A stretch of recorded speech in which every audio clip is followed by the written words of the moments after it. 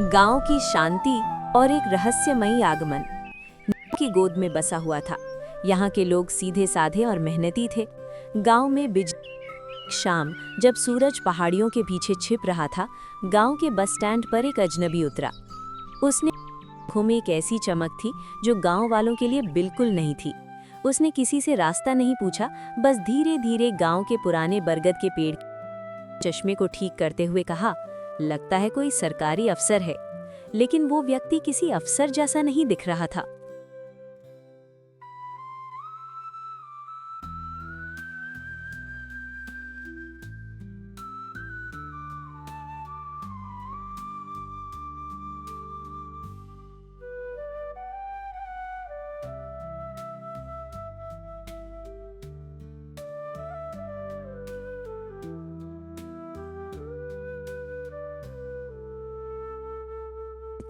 उस अजनबी ने बरगद के नीचे अपना बैग रखा। गांव के बच्चे उसके इर्द गिर्द जमा हो गए।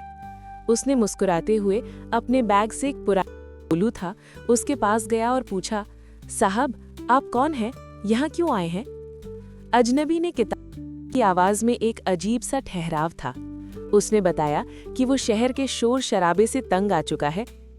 रामदीन ने उसे गांव के किनारे बनी एक पुरानी धर्मशाला में ठहरने की अनुमति दे दी।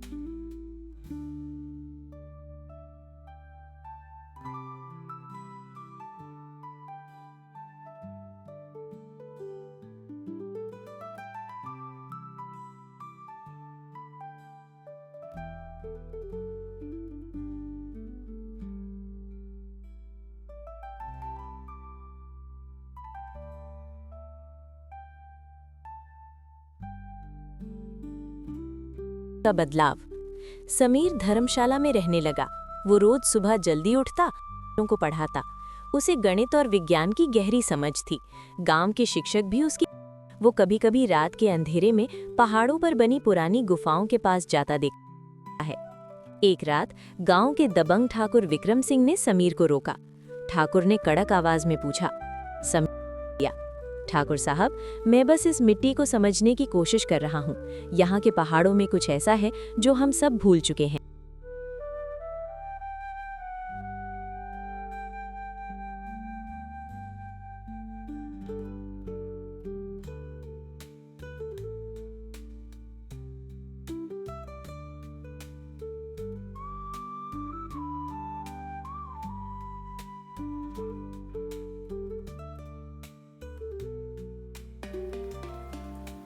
कुछ हफ्तों बाद नीलकंठपुर पर एक बड़ी आफत आ गई। भारी बारिश के कारण गांव के निचले इलाकों में पानी भरने लगा। लोग घबरा गए। रामदीन और ठाकुर विक्रम सिंह इस्तेमाल करते हुए एक योजना बनाई।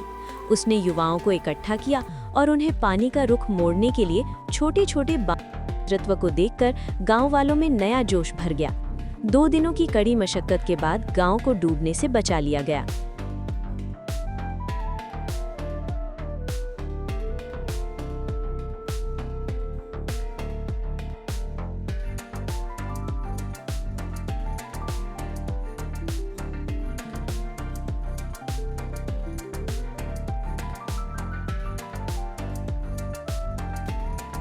जब स्थिति सामान्य हुई तो शहर से एक पुलिस की गाड़ी और कुछ वैज्ञानिक गांव पहुंचे।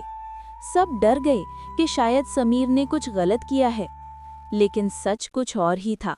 वे वैज्ञानिक समीर के पुराने साथी थे। उन्होंने बताया कि समीर देश का एक बहुत बड़ा भूवैज्ञानिक यानी जियोलॉजिस्ट है। कुछ साल पहले एक बड़े प्रोजेक्ट के दौरान उसके साथ एक हादसा हुआ था, जिसमें उसने अपने सबसे करीबी दोस्त को खो दिया।